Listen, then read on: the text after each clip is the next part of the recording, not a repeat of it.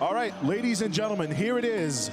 The final run of the marathon, unless we raise an extra $245, of course, because my run's basically speedrunning marathon DLC. You got to pay for it if you want to see it. But that being said, we have The Legend of Zelda: A Link Between Worlds being played by ThelegendofZaheer, and a legend he is indeed, as he is the current world record holder for this game and this category. Zaheer, how are you doing today? Hey, I'm doing great, thank you. All right, so basically, you're going to be running this game for us today. What can we expect? What kind of speedrun is this going to be? You can expect clips, skips, tricks, glitches, all the makings of a great Zelda speedrun. All right, and I'm really looking forward to it because this game is the spiritual successor to A Link to the Past. And I've thoroughly enjoyed this game at its release, and I haven't seen a speedrun of it yet. I want to keep myself clean. So without further ado, you can take it away, Zaheer. On your mark, we will start the timer for this final run of NoReset speedrun at DreamHack Atlanta 2018. All right, so 3, 2, 1, go.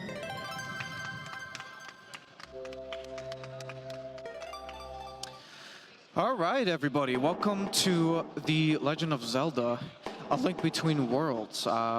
You're all in for a treat for the any percent speedrun.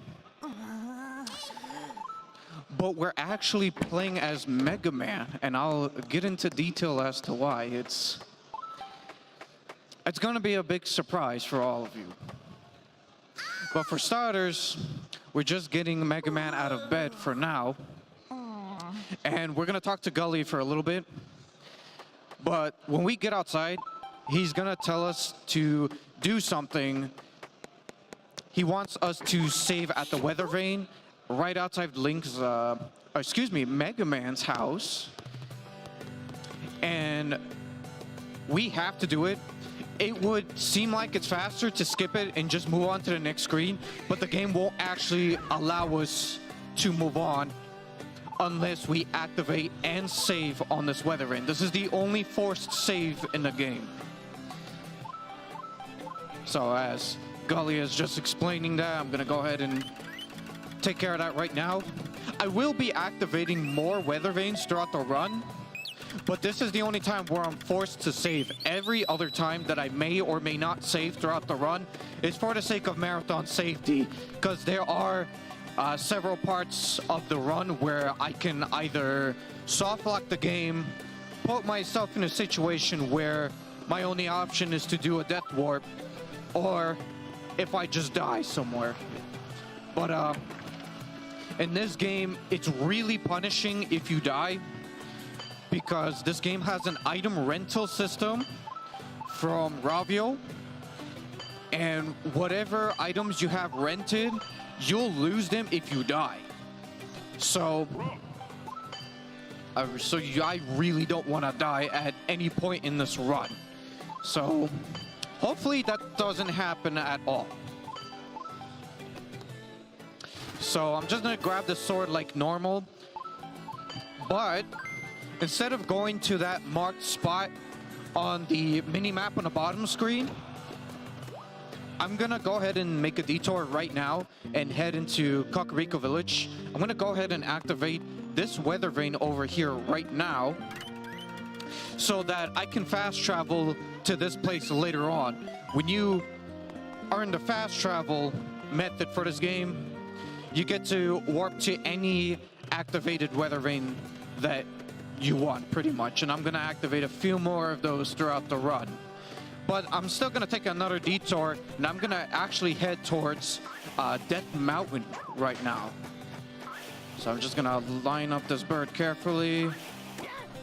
And we're in. So, unfortunately, since we're playing as Mega Man, and his Mega Buster's not activated, we have to, oh, I'm grabbing that. Oh, okay. Okay, so, all right, in all seriousness, this is actually really, really RNG heavy. The most RNG heavy part Oops. That's okay. That's okay. This death is not too bad. I don't already have any items rented, but that can happen sometimes. It is the most RNG dependent part of the run.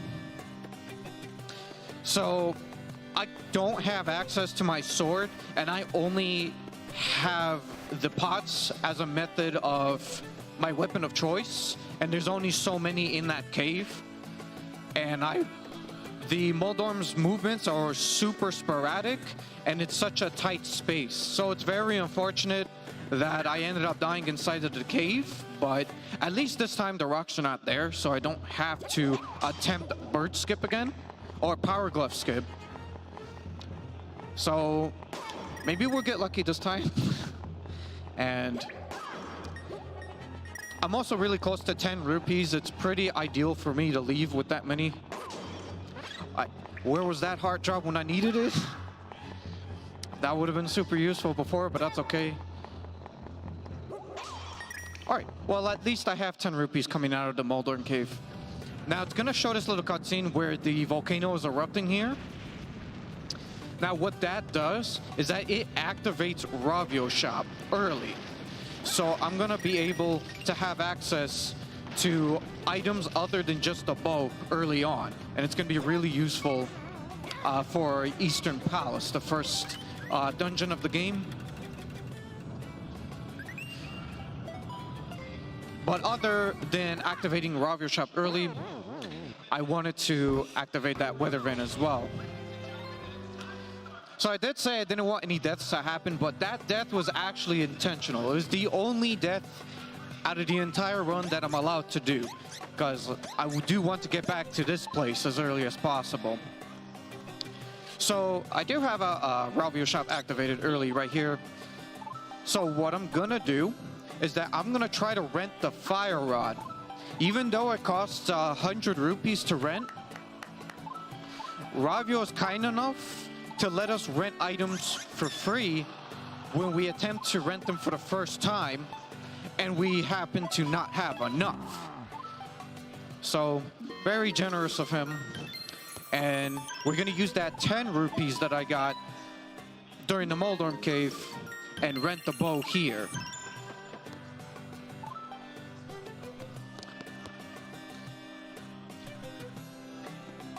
So now I'm gonna go ahead and go back to a little bit of the game's intended way and make my way to the guard here.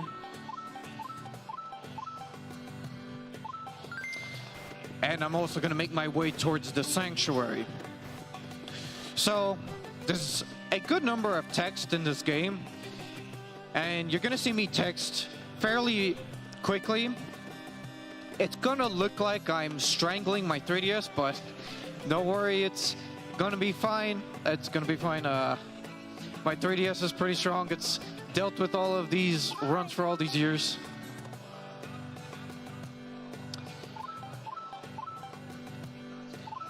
So I'm just talking to Ceres and Dampe here.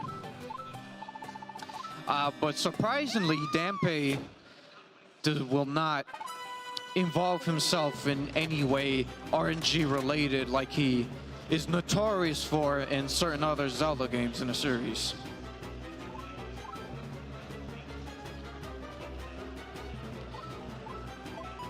So I'm just gonna choose the first option for both of those choices. It's the fastest one.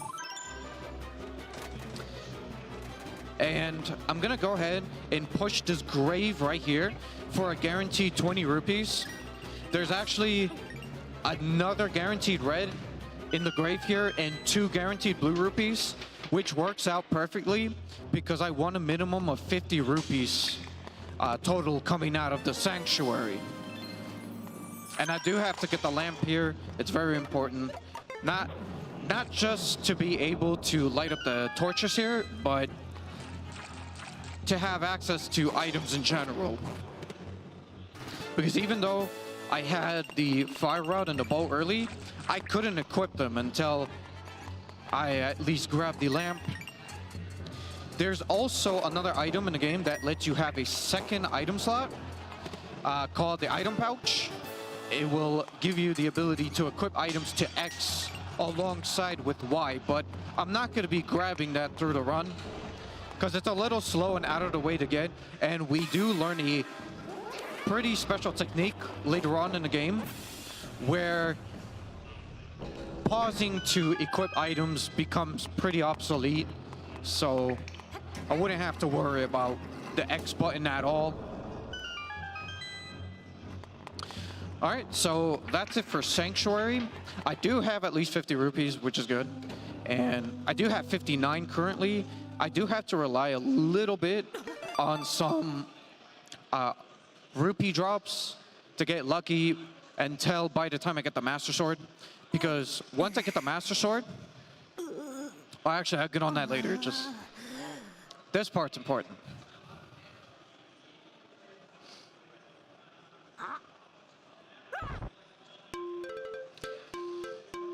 All right, so this is the result of the early Ravio shop. So what happens is, this is when you're normally supposed to meet him for the first time, and you're normally supposed to activate Ravio shop later on in the game.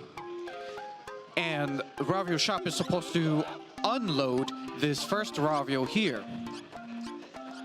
But since I have Ravio shop activated early, the first Ravio never gets unloaded. So we're kind of stuck with both of these guys for the rest of the run. So have fun if you're a big Ravio fan. I'm sure you're loving this right now.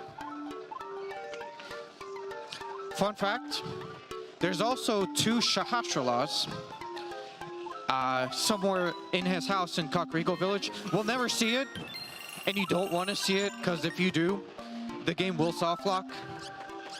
But just a little fun fact. And I rent the Tornado Rod there because that's going to help me get through Eastern Palace very quickly.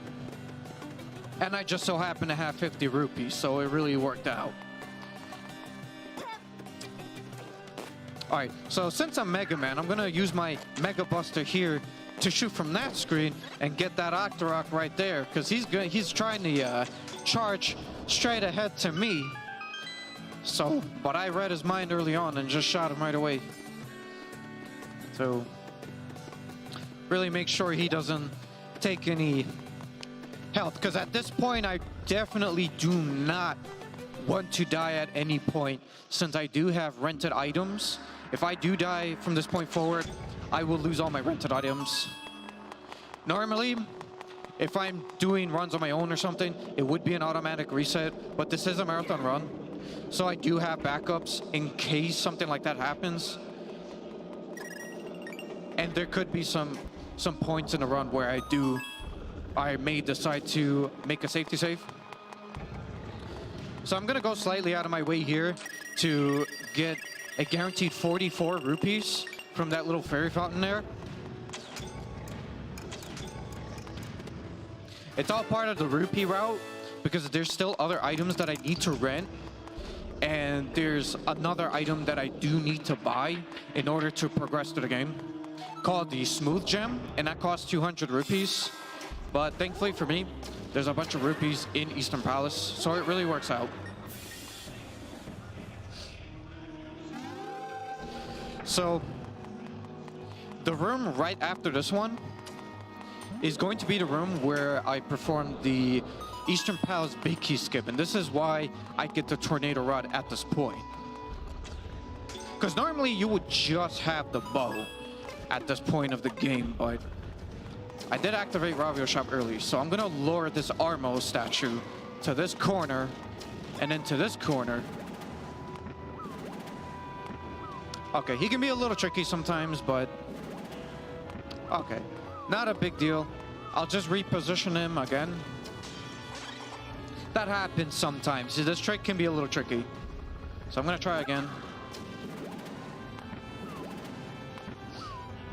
Sometimes when he shakes, he'll help bring you up like that. So it worked out. That's fine. That works. And I just make my way into the boss room while going out of bounds. So, since we are playing as Mega Man. We're fighting Yuga here. He is the apprentice to Dr. Wily. So we're going to use our Mega Buster to shoot him because that's the only way we're going to be able to hit him. But there are going to be parts during this fight where I just use my sword. Because even though you can't see it, because I activated Ravio Shop early, we can't see the stamina meter. But that doesn't mean it's infinite or anything. What it means is just I can't see it and I have to keep track of it in my head the whole time. So that's why towards the end of the fight, I had to use my sword to finish him off because I didn't have any stamina remaining. And I had to be sure I had enough stamina to shoot the arrows that I shot in a very specific order so it doesn't become a problem. And the rest of Eastern Palace is basically just me collecting the rupees that I will need for the rest of the run.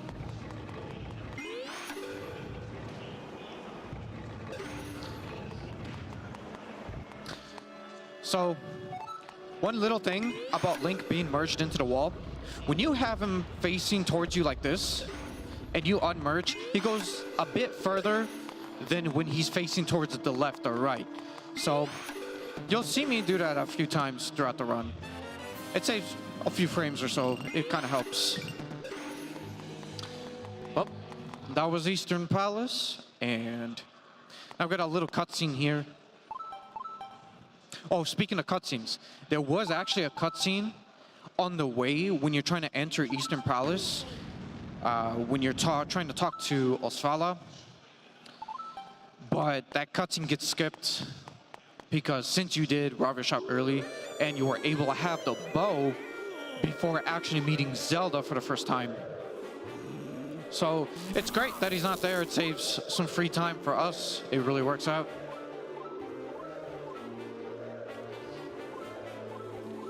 So Shahashula likes to talk a lot.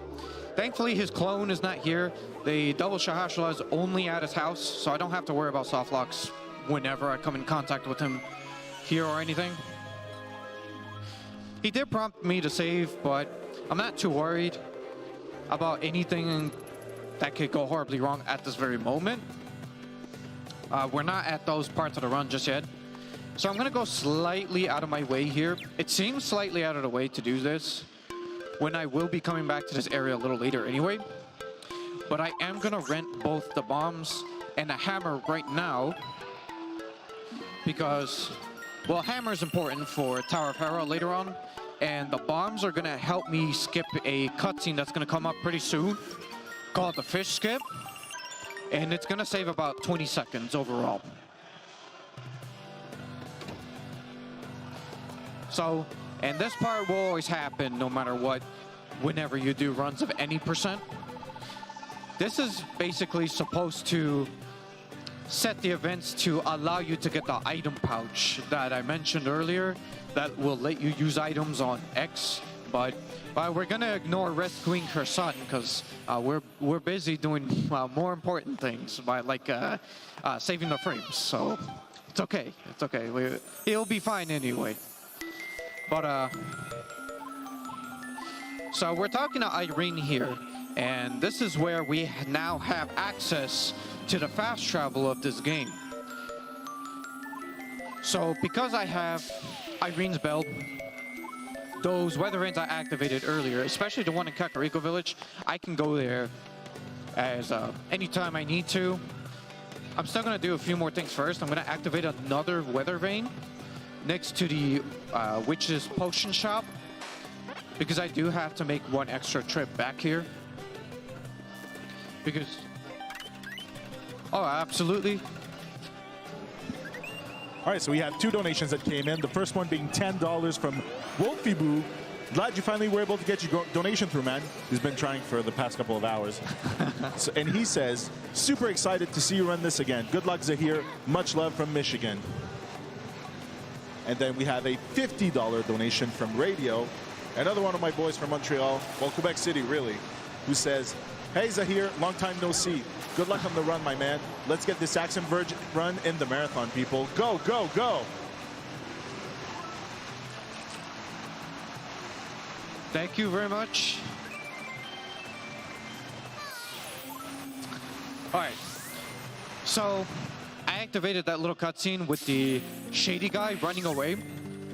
And he's pretty important because he gives us the ability to purchase the smooth gem right here and now. And it will let us get the Pegasus boots from him soon enough as well. And the Pegasus boots does a lot more than just let you run really fast. It will let you do some techniques like the dash slide, which will let you skip a good number of things, including some bosses. So these boots really do help you go fast, so that's pretty nice. And I did go a little bit out of my way to get the silver rupee inside that little prison there. It's part of the rupee route, and we do need it because by the time the Master Sword happens, or by the time we get the Master Sword, we want to have a minimum of 150 rupees. It's really important because there's still 2 items that we still need to rent, that being the hook shot and the ice rod. The hook shot being 50 rupees and the ice rod being 100 rupees. So 150 is the number that I'm looking for. I haven't been getting all that lucky with the rupee drops, unfortunately, but there are backups along the way if I do need to grab them to make it work out. So I'm gonna perform a technique called the bomb rod. And that's how I'm able to skip the fish cutscene, otherwise known as fish skip. So there's the cutscene trigger is in a shape of a rectangle right above where the stairs are. And the spot where I do the bomb rod on, it has me just outside of the rectangle's range. So which works out really well, because it's a pretty nice 20-second save. It's definitely worth going slightly out of the way to get the bombs a little earlier. Now, one could think, why not just rent the bombs first at the beginning of the run instead of the fire rod, since I haven't used the fire rod at this point. But the deal with the fire rod is that it costs 100 rupees normally, and bombs only cost 50. So that saves rupees on that too. Renting fire rod first in a run saves 7 seconds overall. And those 7 seconds that I save are from grabbing some rupees on the way to Eastern Palace. So it really works out. So now we have our next dungeon coming up with our first robot master for good old Mega Man here. You'll see more of him when we get to him, but you're gonna be in for a treat. But in all seriousness, House of Gales is a pretty busted dungeon. It's got plenty of skips, plenty of ways to skip some things. But for now, we get started with this little mini boss fight here. I'm gonna wait till they're in place like that and then use the tornado rod and just get rid of them as quickly as possible. Because I do need the small key right here to unlock the upcoming door soon enough. And this upcoming room is gonna have a 2-frame trick with the tornado rod. This game does run at 60 frames per second, so 2 frames is pretty tight timing. All right, I got it first try. That's really good. Oh, absolutely, I'll let you know.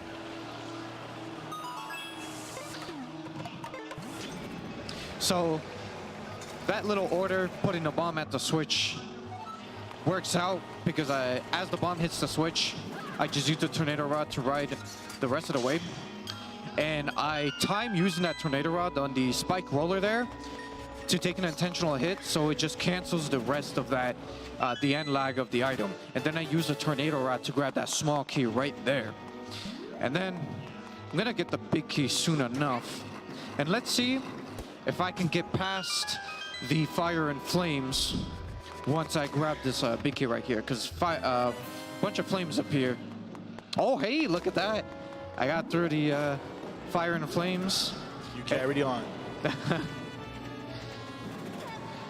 So I used a tornado rod underneath the railing intentionally to have that key move to a spot that I wanted it to move, and then I used the tornado rod to damage boost into the keys.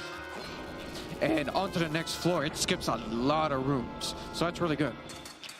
And here we have our first robot master, Pancake Man. So the reason why we do him first out of between the 8 robot masters is because he can't actually do any physical harm to you.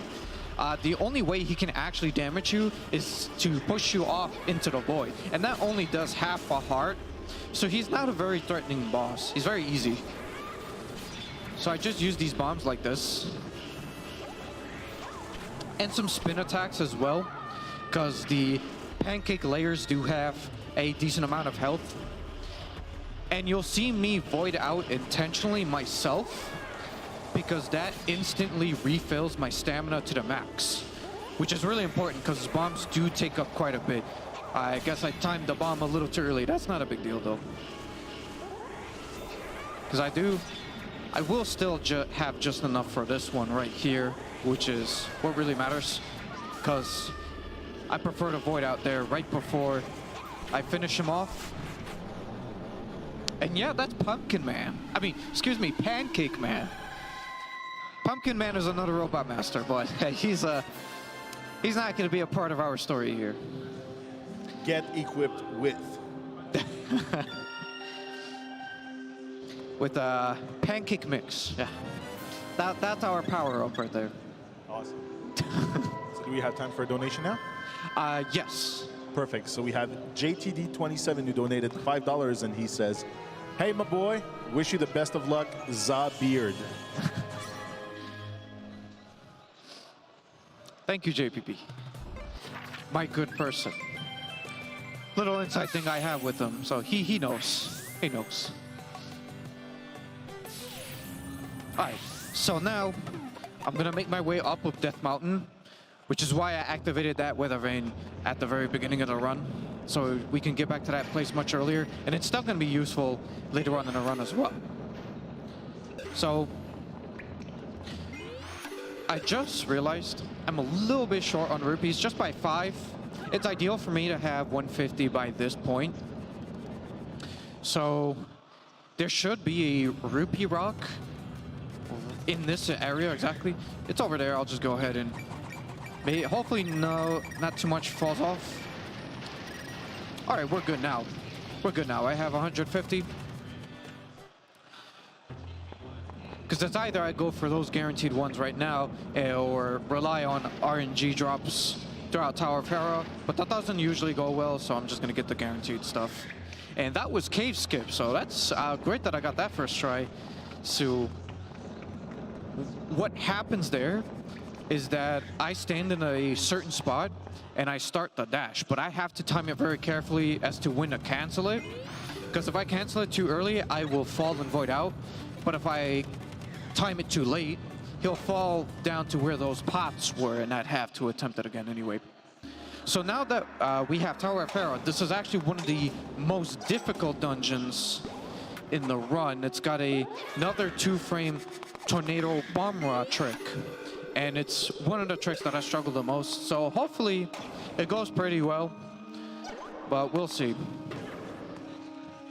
And that's coming up very soon. I'm gonna go ahead and equip the bombs right here. And I'm gonna grab that small key right now, but I'm not gonna use it for the key door that's in this room. It's gonna be used for a different key door, because I'm gonna do the bomb ride right here and right now. Oh, first try. Nice, nice. 5, 6, 7, 8, 9, 10, 11, 12, 13, 14. All right, we should be good. So what I was counting there just now was the, you see Link's heart meter at the bottom left corner of the screen. And one of the hearts is beeping. I was counting up to 14 of those. It was supposed to be 13 actually, but 14 for safe measure. And the reason why I do that is because I had to be sure that I had just enough stamina to do 2 tornado rods in a row. Because if I only had enough for one, but not enough for the second one, then I would fall straight back down to where I used the first tornado rod, and that would just cost me a bit of time. So it pays off to wait a little bit at that moment. But back to that bomb rod that I did, I timed using that on the 4th red bomb flash, and it was great that I got that first try. That trick usually gives, that trick usually gives me a lot of trouble. All right, now we got Robot Master number 2 coming up. We got Burger Man, and you'll see why he's Burger Man. Just grab that heart right there and equip the bow. So yeah, he's more like a burger worm, but to keep it traditional for Mega Man, every Robot Master is called something and then man at the end anyway. And he's dead. So the nice thing about Burger Man here is that I was able to manipulate where he moves, because once he does a full spin around, he chases you once he gains sight of you exactly right after that 360 spin. Right now would be great for donations if you have any.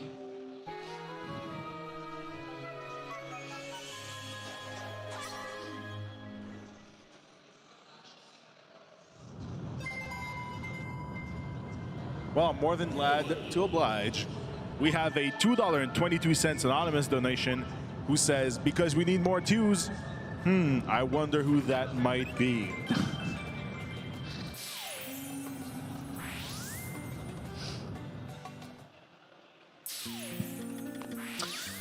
All right, so I made my way back to Kakariko right now because it's time for me to get the Master Sword, to get equipped with the Master Sword. So I'm just gonna make my way through Lost Woods here, bonk into this tree here, and eat an apple, because that'll keep Dr. Light away. You know what they say, an apple a day keeps the doctor away. So we have this little ghosty minigame right here.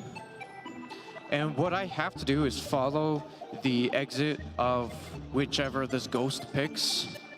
Now, where he moves within a circle is always going to be the same, but the exit that it chooses is different every time. The up and the left exits are the best exits. The right exit and the bottom exits are the worst. So I got pretty lucky with him choosing the top exit. So same idea with these ghosts, except that I have to avoid the 2 exits that each of these ghosts pick. I have to pick the one that they don't choose. All right, I got lucky again with the top exit, so that's really good. All right, this next one here, I'll do it blindfolded just for you guys, okay? I'm not even gonna see where they go. So I'm gonna turn my head just in case too. And I'm just gonna guess which exit it is.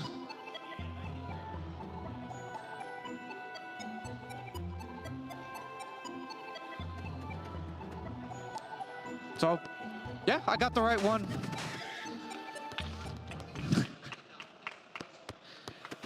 All right, but for real though, that last one there is actually guaranteed that I always go down, because for that final one in particular, it's the same every time. So, but yeah, I got equipped with the Master Sword now, and what's nice about this is that now the next time I go to Ravio's shop, he's gonna teach me the quick equip technique. It's one of the best techniques in this game because it's gonna make pausing the game to equip items completely obsolete. I don't have to worry about pausing the game anymore, but I do have to pay attention of when I want to time equipping my next item. And this is also why I don't need the item pouch for the X item slot either.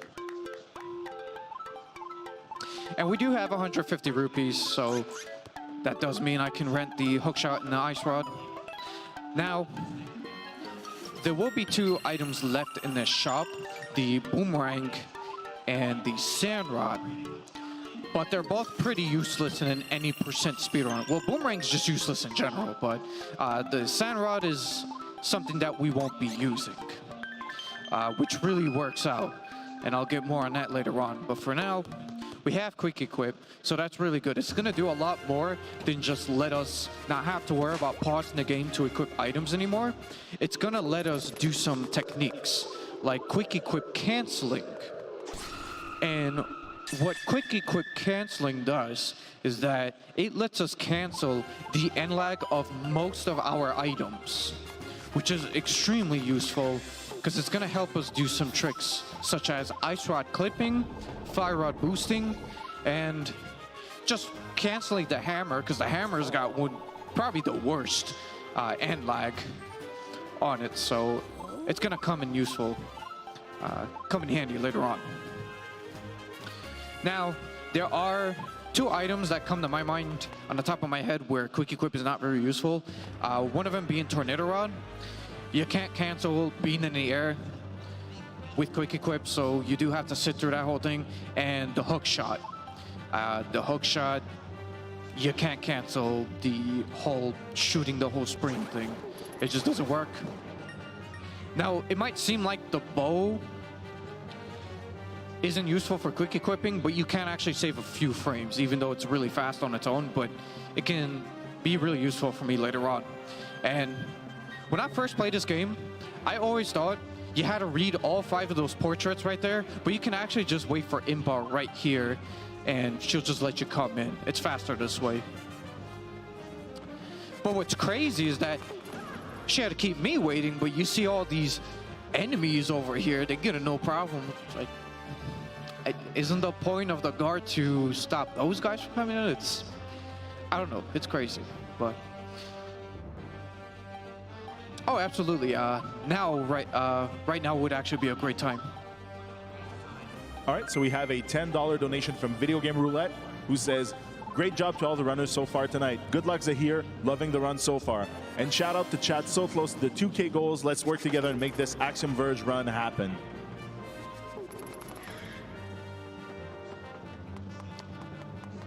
Hey, thank you for the good luck wish.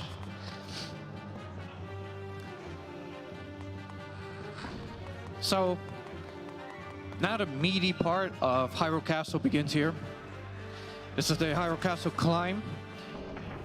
And we start right off the bat with the Chain and Ball guy. Now I fight him in a very certain way. I do 3 sword hits first, and then I shoot him with the bow for the 4th hit. Because if I would have hit him with the sword hit for the 4th hit, and then try to hit him anytime afterwards, he would block any attack at that point, including the bow. But if I do the bow as the 4th hit, then it just resets the cycle for some reason, and then I could just do another 4 hits to finish him off. So that works out pretty well. So what I used against that red guard over there with the ice rod, that's an example of quick equip cancel. I was able to save some frames by canceling a little bit of the end lag. I could cancel it way earlier, but the problem is that even enemies have invincibility frames, even if they're not blinking. So I can't quick equip cancel that ice rod with that guard too quickly, otherwise it's just not gonna hit him, and I'll just be wasting stamina. So I did have to time it at a certain time, but it still saves some frames when I time it just right.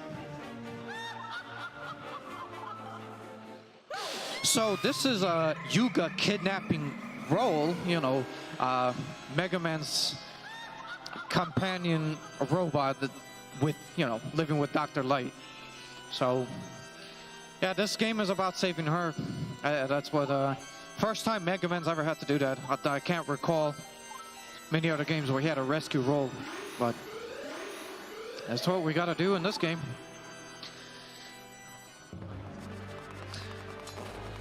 All right, but for real though, I still have to make this climb, and okay, it's good I didn't bonk there, because this particular dash is a little weird. If I start to dash in a certain spot, he'll go all the way through and he won't bonk at the very end of those railings, because sometimes he will. But I'm not 100% sure as to why that happens, but it's great that it didn't happen. It saves a nice bit, a few seconds. So we're approaching the second Yuga fight pretty soon. He's just as easy as the first one, but he has much more RNG to him. He's much more luck dependent. And the reason this is because he's gonna merge into the wall with two other fake Yugas. Now, they're all gonna move around within the walls, but if the real Yuga crosses path with a fake Yuga, it's impossible to tell which one is the real one afterwards until he gets out of the wall.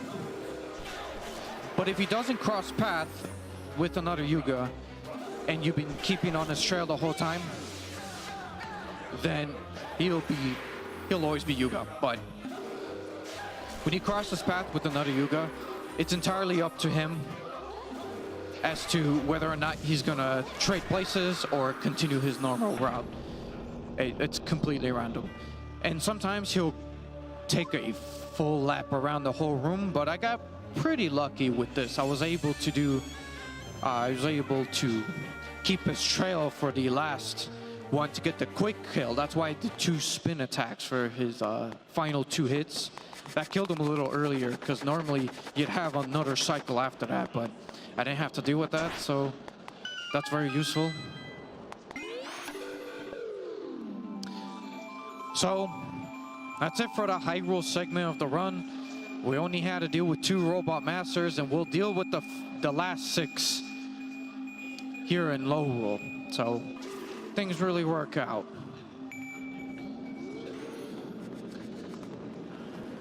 Now would be a great time for donations if you have any.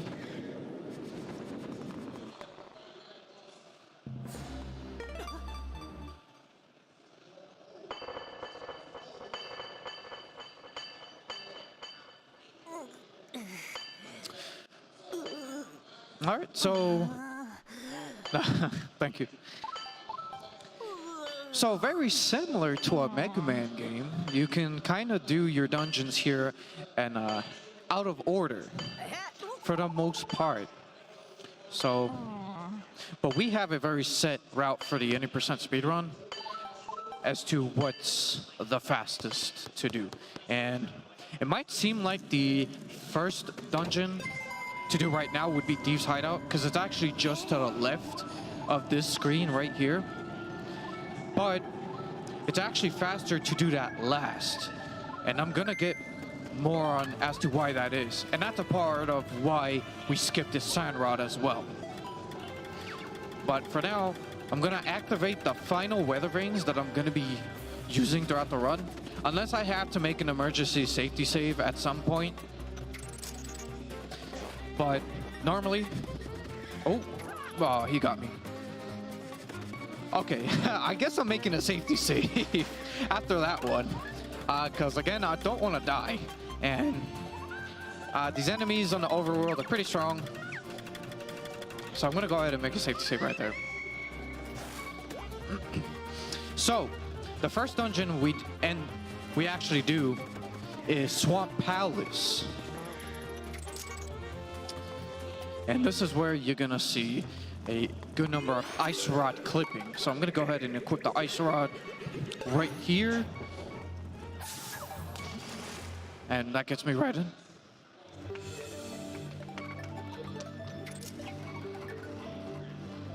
So that clip is very useful because it lets us skip the bomb flower that would drain the water. But we don't have to take the time to do that. We won't need to worry about the bomb flower at all, and it also saves us 200 rupees. So from once I rented those, the hookshot and the ice rod earlier, that was the last time we ever have to worry about rupees. So you never have to see that again. He's in a very dangerous spot. All right, thankfully I didn't get hit, so that's good. He wouldn't have killed me, but he would have done a heart. It's pretty, he's still pretty dangerous. I'm gonna do another ice rod clip right here. Now, I have the boss skip coming up very soon. Hopefully that goes well. That's the hardest part of this dungeon. Oh, okay. Not a big deal. So I'll make my way out of bounds, fall into the water, line myself up here.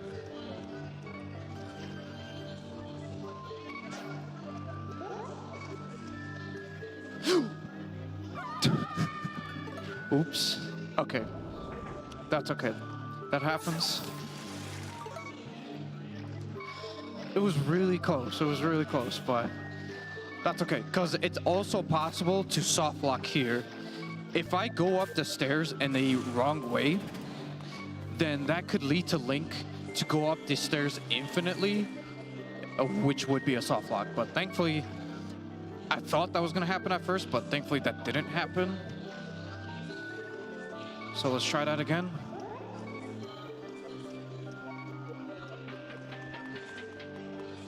All right, we're good.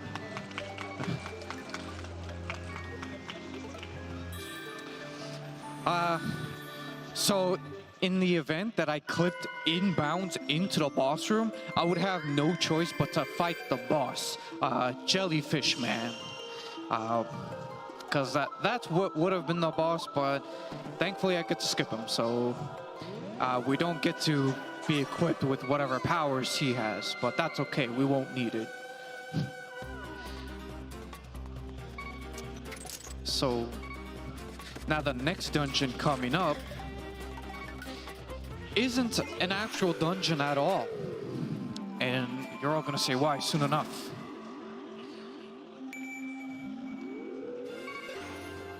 So I'm gonna make my way to this swamp place called Misery Mire. And I'm gonna do this skip called Desert Skip.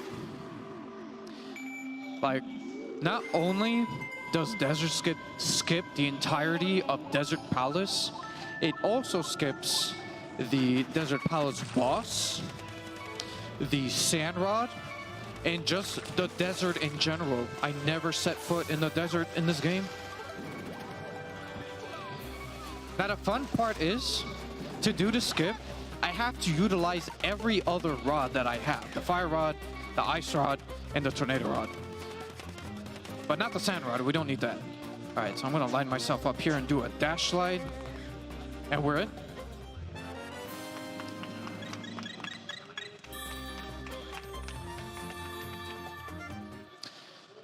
So, yeah, we were able to skip the Desert Palace boss, Sandman. And it's very good that we skip him, because as some of us probably heard, as a childhood story, where you might know Sandman as the guy that helps you fall asleep.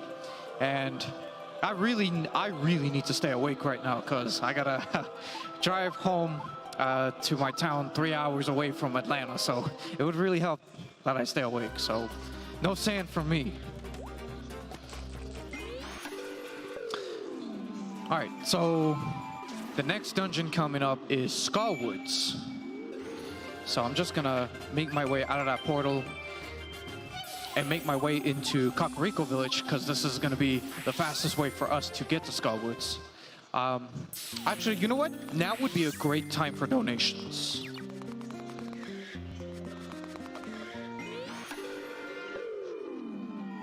Okay, thank you.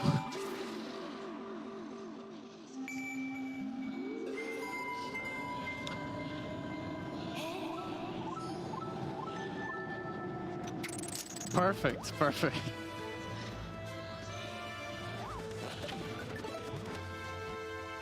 Oh, absolutely. All right, so we got a $5 donation by The System Failed. Hey Za, all cool, calm, and collected as always. Good luck, buddy. Thank you, System Failed. So, there are a bunch of rooms in Skullwoods here that's pretty luck dependent. It's dependent on the movement patterns of some of these monsters. So that room wasn't particularly lucky. It would have been lucky if that first Gibdo moved towards the left or stayed in the middle instead of moving towards the right, so that I could have skipped one of the cycles of the little fire rope over there. But not a big deal. There is one room in particular where it's really gonna matter, but at least it's not this room here. Which those patterns were pretty good. So, but the room where I'm really gonna have to rely on good monster patterns, it's gonna be a room with a Stalfos, a Gibdo, some purple pretty patties, and you'll see what I mean when you see it, and a Wallmaster. And basically what I have to do for that room is to push the statue on a switch as quickly as possible and Tornado Rod out of bounds on top of it before the Wallmaster comes. Because if I Tornado Rod after too many distractions from the monsters in that room, and if I attempt to Tornado Rod, I will end up Tornado Rodding into the Wallmaster, and that's not good. So, but if worst comes to worst, I'll just wait out the Wallmaster. It's only going to cost me 10 seconds, so it wouldn't be that big a deal. But I would like to show this room going fast. All right. Little unfortunate, but not a big deal. It was looking good until that Gibdo got in the way. So yeah, that's how that room goes, and I got a mini boss fight coming up. And this room here is a pretty good way to show the players that you can abuse that Wallmaster and get him to press some switches for you. And that's gonna really come in handy for this mini boss fight right here. You're gonna see very soon with the Gibdos on top of the railings.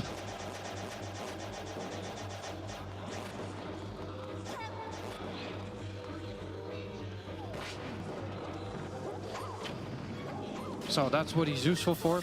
So normally you could just merge into the wall and make the Wallmaster just instantly attack. But I was distracted by some of the pretty patties enough to not have the time to do so. And that just dropped down like that. That's why I stepped on the bottom area first, so that Link would respawn. When you void out, he respawns in the last reasonable area that he was standing on. And I say reasonable because he cannot respawn on top of moving platforms. So that's why I had to be sure I was on the bottom area first in front of the door. And it really works out since it's right in front of the door. So I got a pretty big glitch coming up right here called eyeball duplication. So I'm gonna hook onto this right here, throw it at this pedestal, and in time grab the eyeball out when I'm trying to throw it into the pedestal. Now, I never want to drop it until into that other pedestal, because the game is thinking now that that eyeball was inside that first pedestal. So, anytime he dropped it afterwards, it would be stuck on the ground. So, it would have been pretty bad if I failed that. All right, now we got our next robot master, Handman. He's quite the boss, because he pretty much just hands you the win.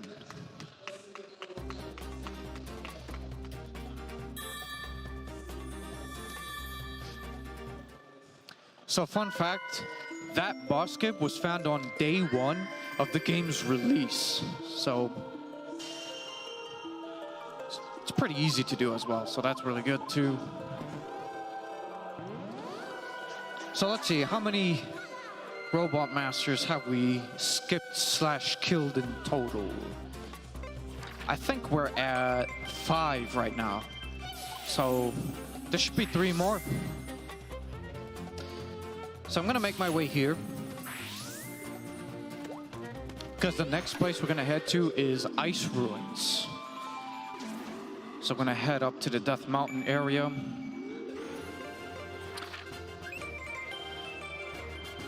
And then into Lowroll's own version of Death Mountain. It's still called Death Mountain over there, but it's a super icy Death Mountain, which is pretty cool.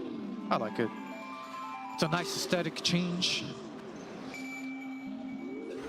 But I'm gonna go ahead and make my way towards the ice bridge, and I'm gonna do the ice bridge skip by using that fire rod boost right here. Oh, oops, okay. There we go.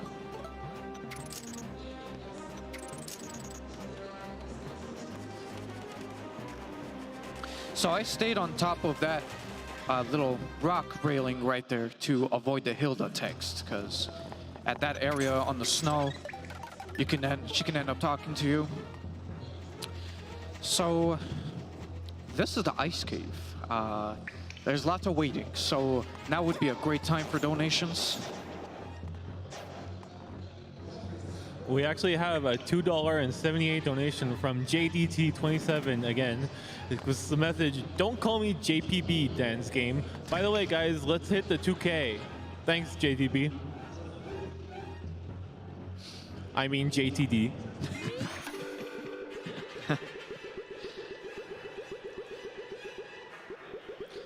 Thanks, JTD. All right.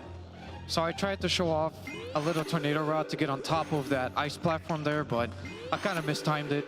But at least I didn't fall off and had to start the whole thing over, so I tried.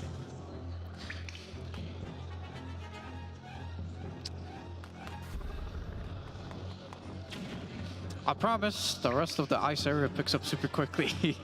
After this cave, there's still just a little bit of waiting, but I do have to pay a little bit of attention because there are some chasupas that's going to try to push me off the platform here. So I have to be sure that they don't do that. And some hearts is good too. Anything that's going to prevent me from dying is nice. Just a little bit more of the cave, I promise. And I'll start the dash right here, and all right, we're done with the cave. And Ice Ruins is just right around the corner.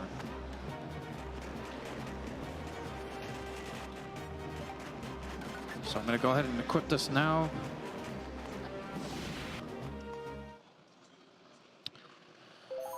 All right, so I'm gonna do a trick called the Ice Ruin Skip. And basically how I'm gonna do it is I'm gonna clip in between the ground and the elevator here. I just gotta time it just right.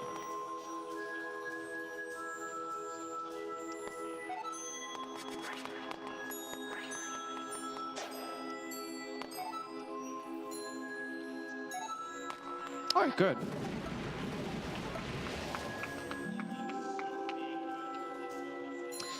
So that boss right there is a hole man, because all I had to do was throw fire in the hole and that's it. So yeah, that was your 6th robot master. We would have got some kind of power, but not sure what you would do with making holes exactly. Open up a donut shop maybe? I don't know, but the next dungeon we have coming up is Dark Palace. And Dark Palace is pretty dark. So I kind of have most of the rooms in that place memorized in my head, which is really important because it's going to be completely dark. Some rooms I don't really have to memorize because they're already lit up. So that works out pretty well for me. Now I'm gonna make my way over to the area where Dark Palace is, but there's this huge maze that I would normally have to deal with, but thankfully, there's a way for me to skip the entire maze. And I'm gonna do that very soon. Normally, it would be ideal for me to have my sword beams for this part, but unfortunately, I don't. I'm not at full health, but it's not a big deal. I can still make this work with or without the sword beams, but trying to do this without the sword beams means I do have to rely a little bit on the luck, because I do have to deal with some movement on the behalf of a Snapdragon. So hopefully he really works with me right here.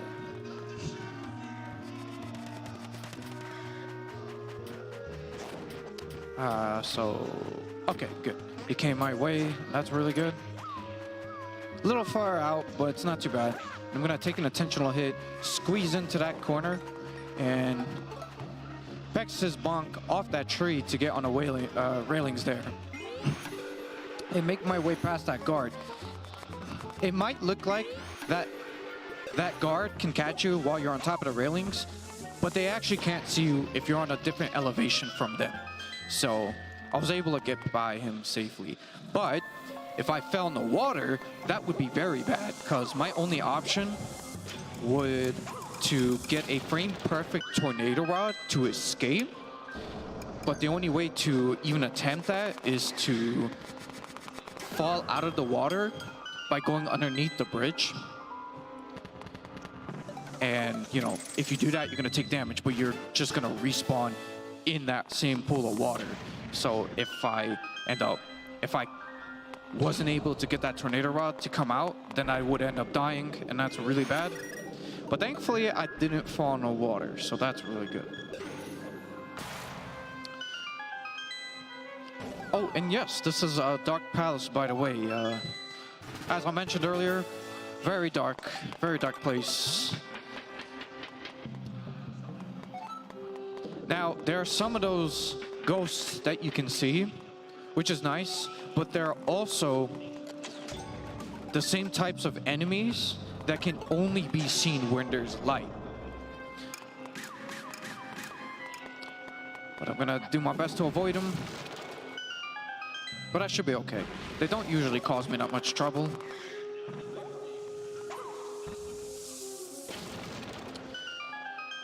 So, freeing the light for those windows is really important, because it's gonna open up the way to the boss door. Unfortunately, there's no way to skip the boss key in this particular dungeon. So I do have to open up all the windows and get the boss key as well. Yeah, there isn't that much that goes on that's too crazy in Dark Palace. It's mainly the Dark Maze skip that was the highlight, the special part. But, you know, optimizing movement and item usage and all that's really fun too.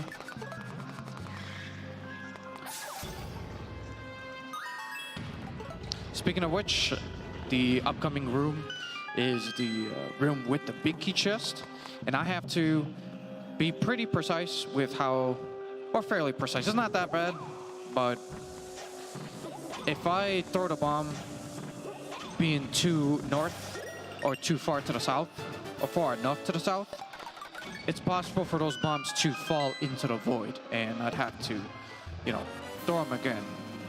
But that didn't happen, so it worked out pretty well. And now I'm gonna make my way and fight the, what is it, 7th Robot Master now, which is Gem Man. And you'll see why he's Gem Man in a moment. Yeah, it's a robot made of gems. So he used to be very useful with his rupees at one point, but we don't have to worry about rupees anymore, so it's nice to look at though. So what I did at the very beginning, or before the fight started, I put down 3 bombs.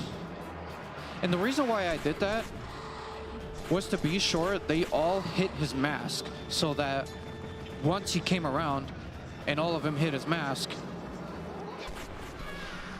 I was able to just throw one more bomb and his mask breaks instantly.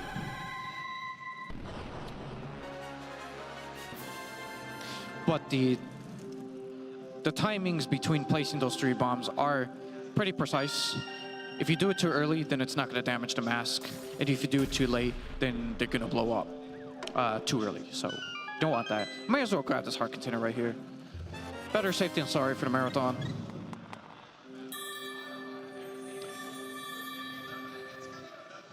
All right, so there's just one robot master remaining until we have access to Dr. Wily's castle. So we're getting there. We're getting there. So between most other dungeons, right after completing them, I would normally just do the fast travel and go to some weather vane, but I'm not doing that here. It's faster to get to Turtle Rock this way than to go to a weather vane and go through some portals and such. So I'm gonna make my way right here and do a fire rod boost, hopefully not getting hit by that bomb or that charge attack. That charge attack does 4 hearts of damage, so very dangerous. But that went really well, so that's good. So now that I'm in the Turtle Rock area, I'm gonna perform this trick called the storage. I'm gonna store in, well, I tried to store in the jumping out of the water animation, but I got shot, so I had to store it again. Because you can't do, you can't take any damage and you can't press the A or B button. But yeah, and the storage is very useful because we were able to skip saving the turtles, and it's really important that we do because, let's face it folks, this is a speed run. We're here to save the frames, not the animals, right?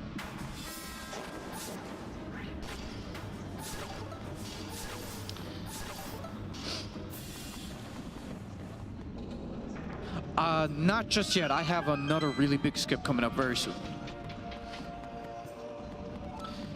So I have the big key skip coming up right now, and what I have to do is hit that Riz rope with the fire rod, not killing him, but to have him spawn there so he can shoot his shot. And all right, that's okay. It was just a little mistiming. I can just set it up again and try again.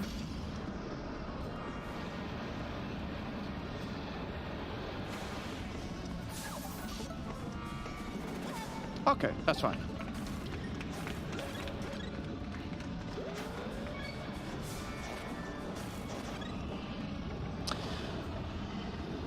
All right, and now we have the 8th and the final Robot Master. We got a Turtle Man. Good old Turtle Man. So there's some luck involved with this fight. Not with the first phase, but with the second phase. So let's hope this goes out well.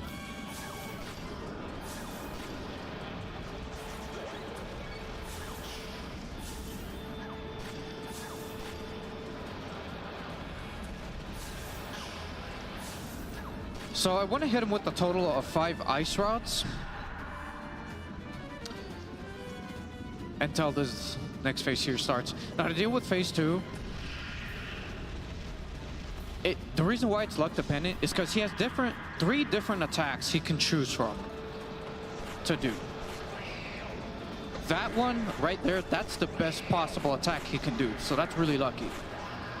And that attack is okay. Him doing that is fine. That's the worst attack for him to do right there, because I have to intentionally take a hit for him to stop before he slides all over across the entire room. All right, well, we killed all 8 Robot Masters, so that means we have access to Dr. Riley's capsule, finally. Oh, but wait. there's actually one more dungeon we still have to do. And that's Thieves' Hideout. And the reason why I pushed Thieves' Hideout to the very end is because since we're able to skip the Sand Rod, and to unlock the Sand Rod, you have to beat Thieves' Hideout.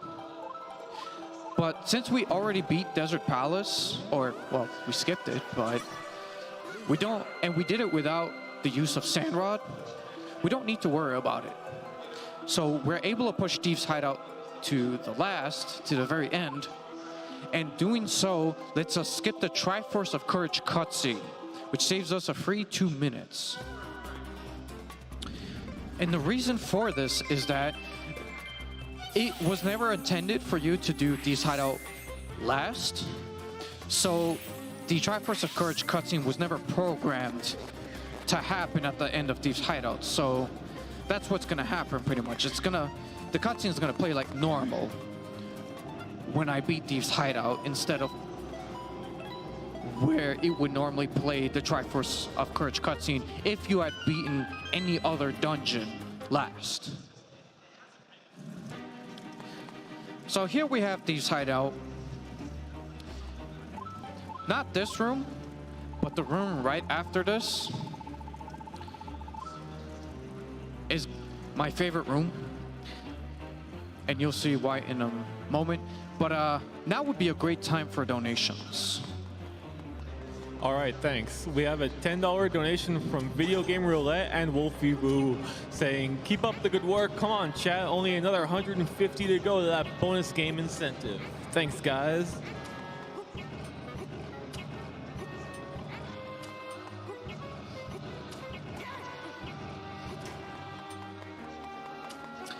All right, so I'm just pushing these statues towards where I want them on the switches, because even though there's actually a way for me to clip out of bounds in this room, which I am gonna end up doing, I still have to push on to these switches, because even though I can exit from those doors, even if they're locked from the other side, unfortunately, Thief Girl, a character that you have to escort throughout this dungeon, cannot exit from the other side of the locked door, which is really unfortunate. So I had to make sure that door is open before I attempt this clip right now. So I'm gonna push these statues right here. I'm gonna hit the switch, quickly cancel it, and grab the top half of the right side of that statue. And the reason why that's important is because if I grab the bottom half, I would clip out of bounds, but I would clip into the room right beneath where that is, like in bounds, and that would not be good. And as you saw, I had to activate that switch as well for the same reasons, so that Thief Girl can get through later on. And I'm gonna deal with these guys right here.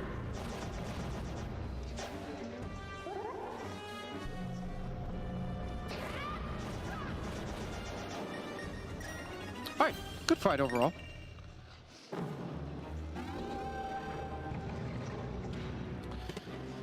So that small key is gonna let us rescue Thief Girl. And I'm not a big fan of Thief Girl, to be quite honest, because she's not a good thief. She came to steal things from Thieves' Hideout here and ended up getting captured. And it doesn't end there.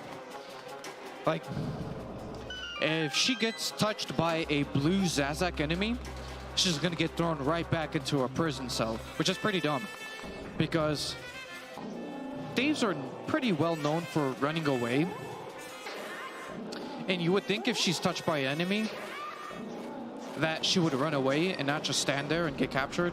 But fortunately, I mean, unfortunately, I don't know what Thief Girl's deal here is.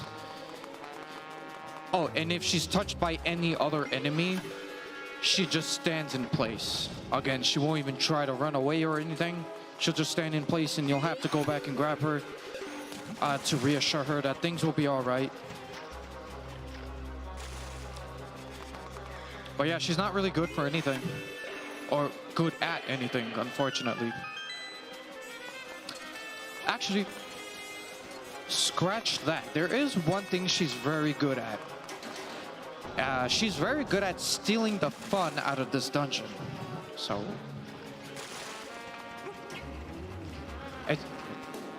It's just something she does best.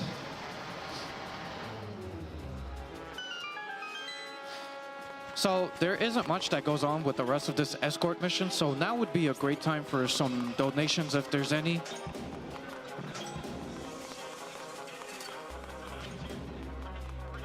Okay, thank you.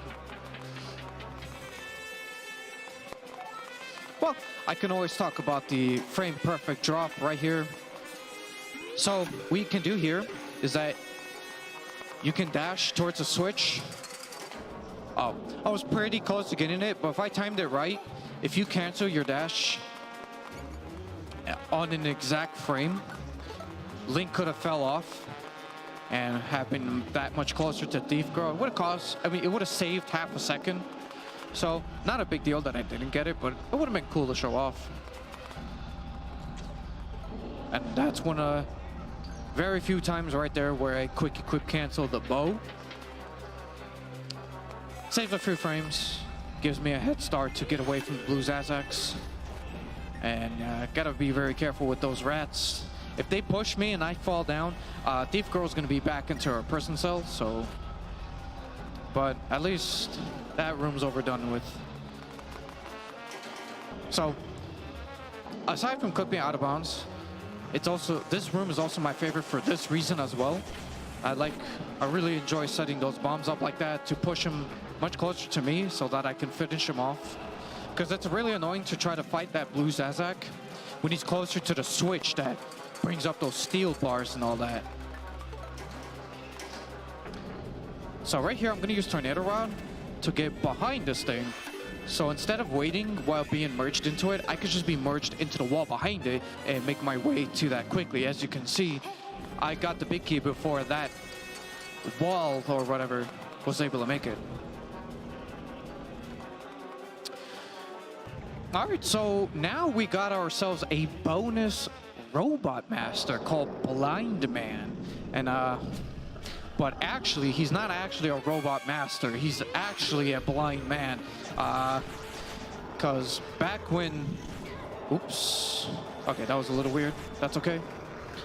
Because back in A Link to the Past, he used to take the fun out of Thief's Hideout before Thief Girl. And Nintendo didn't like that, so they took his eyes away, and now his head floats away. So... That's Blind Man for you, but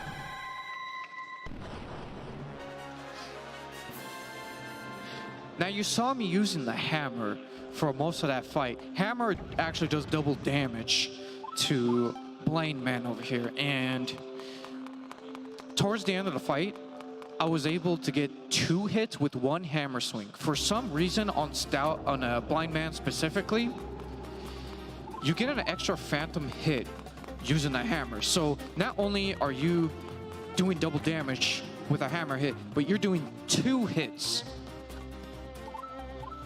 2 hits with 1 hammer, each of that being double damage. So that's a lot of damage right there. So that's why I was able to kill Blind Man very quickly. Oh yes, this is where you're about to see where the Triforce of Courage cutscene would normally happen, but it won't actually happen. And this is how you save 2 minutes for free in any percent, is by always doing Thieves Hideout last. I mean, I always do this dungeon order in general, but for any percent, it's a general rule just to always do Thieves Hideout last. Because now, this time we can actually go to Dr. Wily's castle and take care of Dr. Wily and all that stuff. So, gonna make my way towards the castle. I'm gonna equip the bow right now.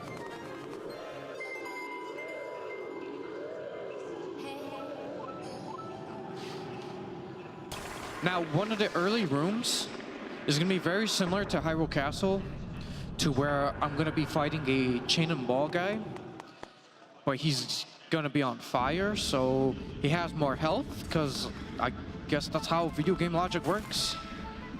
But it's going to be the same deal. I'm going to do 3 sword hits, and then a bow for the 4th hit, so I can get more hits afterwards, without him ever attacking. But I'm going to rinse and repeat this method until he's dead. Like that, pretty much. Alright, so I'm just gonna still make my way through the castle. But we do have a really big trick coming up, which is the hardest trick in a run, called the trial skip, which is a frame-perfect trick. And this game does run at 60 frames per second, so I have 1/60th of a second to get this upcoming trick. That pretty patties over there kind of canceled my ice rod there, but that's not too big a deal.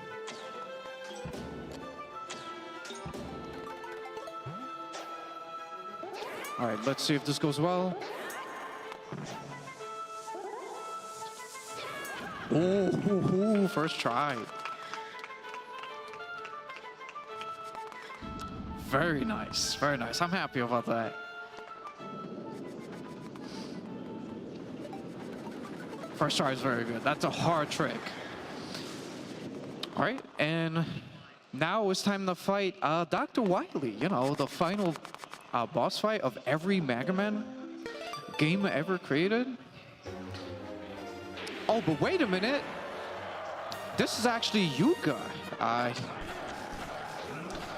He ended up fusing with Dr. Wily's latest robot death machine called Pigman.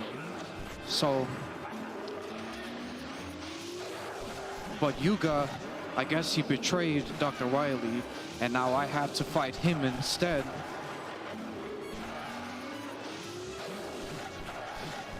Now, this is the hardest fight in the game, in the 80% run, because I don't have a shield or anything. A shield really trivializes this fight, but I don't have that, and I don't have any armor upgrades either. So the two combine, which means he can do a lot of damage. His weakest attack does 3 hearts, and his strongest attack does 5. And he has an attack where he does 4 hearts as well. So, very dangerous fight on any percent. But I'm able to tell where he goes most of the time when he teleports, because you can see his little particles floating towards a certain direction. And that's how you can tell where he's going to appear next.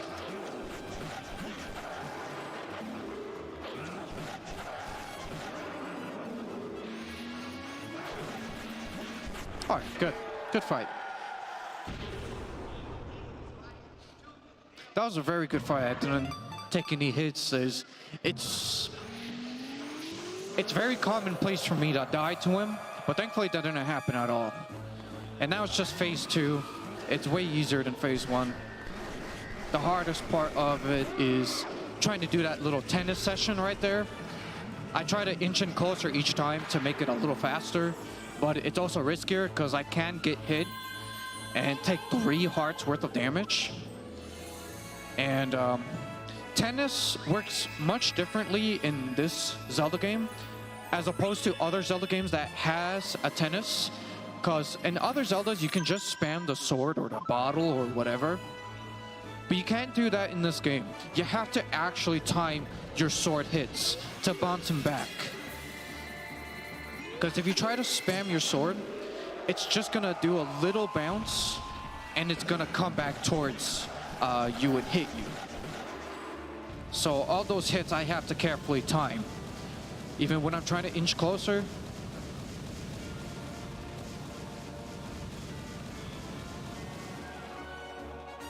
So there's just a little tennis session right here as well. Good, all right. That's the last tennis I have to worry about. There's a final tennis coming up soon where he throws 2 balls, but that tennis session, I'm able to just spam the sword, so I should be fine with that. So, to me, this fight is pretty much over. As long as I don't take damage from these bats here, this is going to be a pretty much damageless Uganon, which is very good, and I'm happy to have been able to show that off.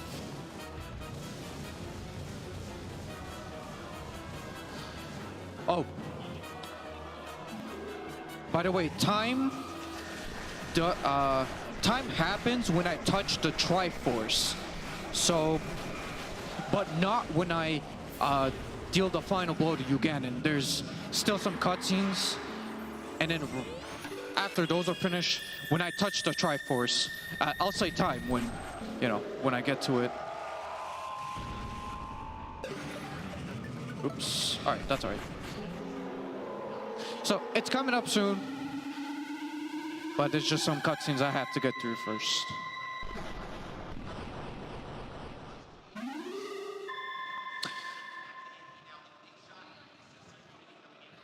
So I'm able to see the timer as well. This is looking like a 125, so it's gonna be pretty solid time. I ran this at the recent GDQX as well. That was held at TwitchCon 2 weekends ago. And that was also a 125, so yeah, it's pretty nice that I'm still in a 125 zone with this, with the marathon runs. Okay, so it's coming up very soon.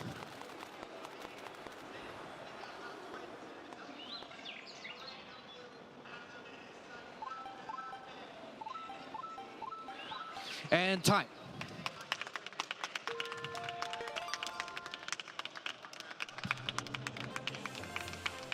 (1:25:23). I think that's actually the exact time that I got at my GDQX run.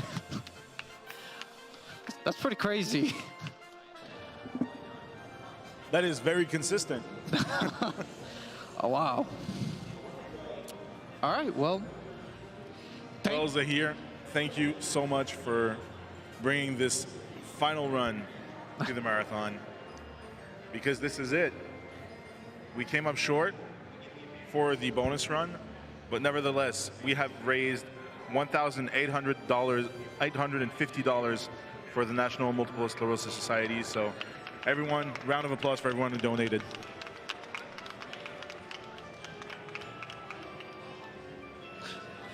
Oh, there's actually one thing I do want to show off here. Yeah, we have time. Go ahead. There's a glitch in the credits. I'll let you know when we get close to it, but it's gonna be a fun little nifty thing you'll see. I'll let you know when it's close. It's kind of towards the end of the credits. It's all good. But until it gets to that point, I do want to thank all the organizers for this event. Thank you very much for having me. It was a pleasure to run this. And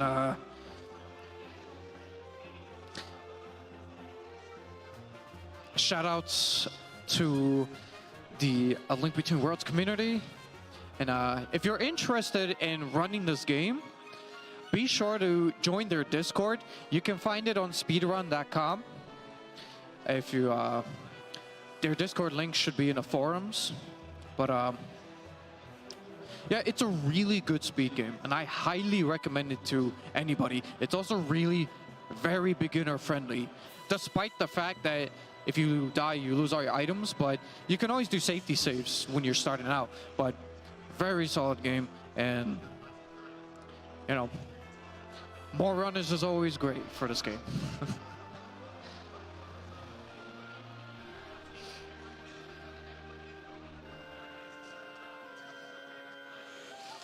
So we should be getting there. We should be getting to that part of the credits a little soon enough.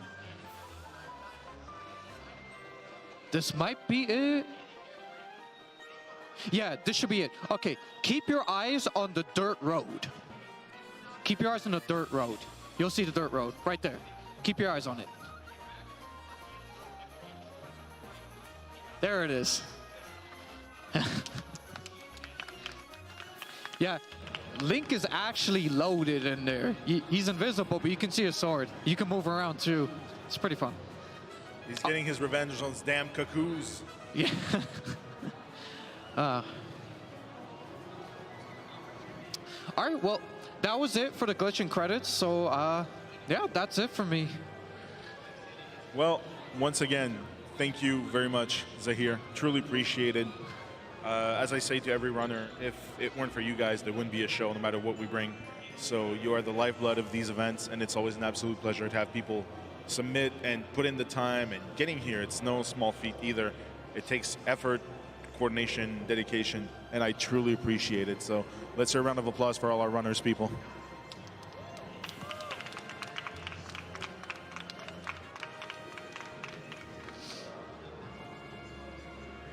All right. Well, now that both High Rule and Low Rule have been saved, we will do a quick transition and come back for the final post-show of NoReset at DreamHack Atlanta 2018. So stay tuned. We'll be right back for our final bow-up.